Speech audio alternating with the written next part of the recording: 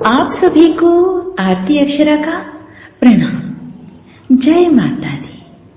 साधकों, आइए नवरात्रि के इस पर्व पर अपने होनेपन में ठहर जाएं।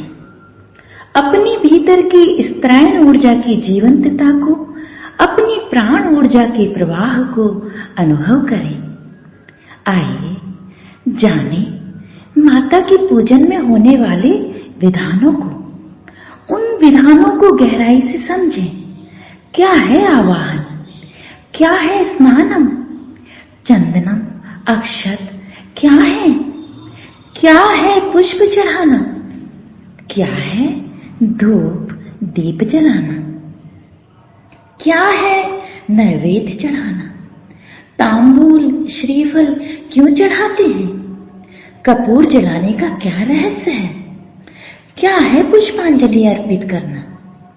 आइए प्रवेश करते हैं पूजा में होने वाले इन विधानों की गहराई में।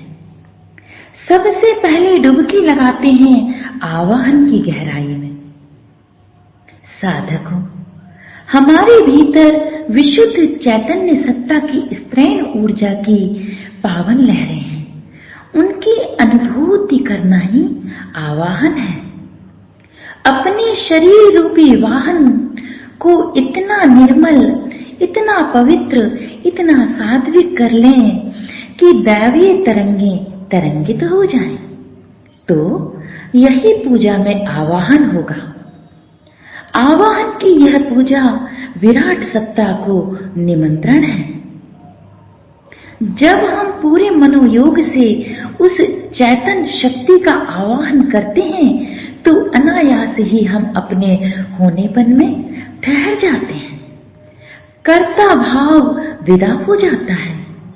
हम अनायास ही भीतर से खाली हो जाते हैं और ब्रह्मांड का नियम है, यहाँ जहां भी खालीपन होता है अस्तित्व दौड़ पड़ता है उसे भरने को। यही तो आवाहन है।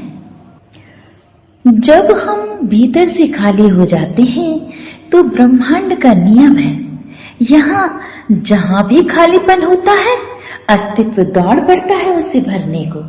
यही तो आवाहन है। अर्थात अब हमारा शरीर रूपी वाहन उस परम सत्ता की संभावना को विस्तार देने योग्य हुआ। अब हमारा शरीर रूपी रथ तैयार है।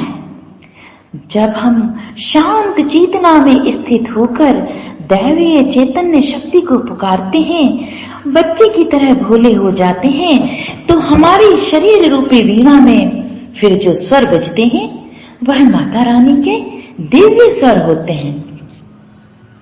माता रानी के स्पंदनों को अपने भीतर तरंगित महसूस करना ही आवाहन है। आज यदि आवाहन पर शक्ति आ भी जाए तो क्या जगह है उनका आसन बिछाने की। बाह्य जगत में हम शोर शराबे से भरे हैं, आंतरिक जगत कोलाहल से भरा है, कहाँ विराजेगी माता रानी। हमारा बाह्य जगत हमारी आंतरिक स्थिति की सूचना देता है। बाह्य जगत हमारे भीतर का प्रतिबिंब है। तो जब तक अंदर जगह खाली करने की, समर्पण करने की हिम्मत ना होगी, बाहर कितनी भी पूजा कर लें आवाहन ना हो सकेगा।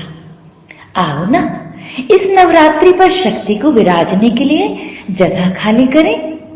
अपने अहम भाव को द्रोहित कर पूर्ण समग्रता से माँ को भाव से भरकर पुकारें। आओ ना, कुछ इस तरह माँ का आवाहन करें। जय माता दी।